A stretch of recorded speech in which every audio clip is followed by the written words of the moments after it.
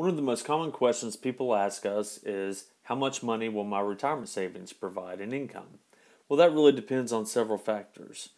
How much you withdraw from your account, how long you live, how the money is invested, and how those investments perform. If you've been studying up on retirement strategies, you've probably heard about or came across the 4% rule. What is the 4% rule? Let's take a look at it and why it's an important rule of thumb. And that's exactly what it is. It's just a rule of thumb. So if you don't obey it, you're not going to get into any serious trouble other than the possibility that you may run out of money during retirement. So what are the odds that you'll run out of money? Let's take a look. Assuming your portfolio is invested at a 50-50 split, half invested in bonds and half invested in equities.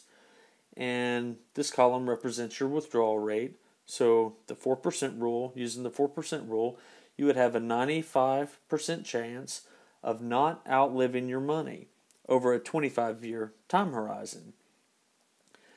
That is, those are pretty good odds over 25 years that you only have a 5% chance that you'll run out of money. But the problem there is longevity of life.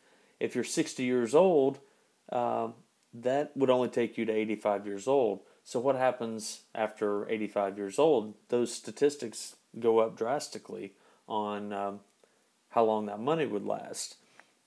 So at a 5% rate, still assuming the 25-year time horizon, you would have a 79% chance, or basically a 21% chance that you will run out of money. And then 6% is 52% chance. So you can see as the higher withdrawal rate, it really declines in how long, the possibility of how long that money will last. Let's put this into real numbers. Let's assume that you have $200,000 in your retirement account and you're going to take a 4% withdrawal. That will provide you $8,000 per year in income. Well, the biggest problem that I've seen happen is a declining market during the first 1 to 5 years of retirement can really be catastrophic to your retirement account and can really increase the risk of running out of money. And we saw it happen from 2000 to 2002 with 3 consecutive negative years in the market, and then again in 07 to 09, the big sell-off in 2008 really devastated a lot of retirement accounts. So let's assume that you suffered a 25% loss in the account and you were taking the 4% withdrawal.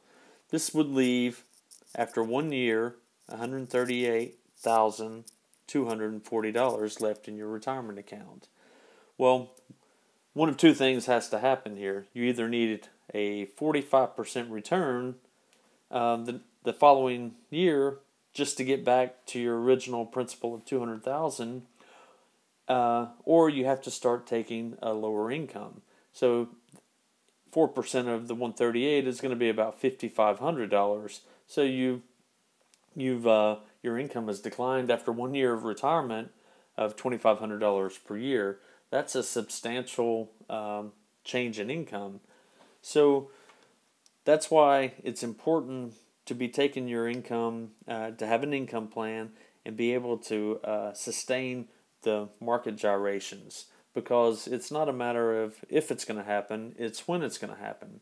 The markets will continue to go up and down, but if you're withdrawing income from it, be ready for some good years and some bad years, and be aware of how that's going to take a toll on you, especially if it happens early, if we see a negative decline early in your retirement. Several months ago, the Wall Street Journal came out with an article titled "Say Goodbye to the 4% Rule." You can find a link to this article using our search tool on our website, and just type in 4% rule and it should provide you a link to this article that you can read in its entirety. But basically, the 4% rule has been challenged, and due to low interest rates and low bond yields over the last several years. Most of these studies were conducted on the 4% rule when interest rates and bond yields were much higher. So today the experts are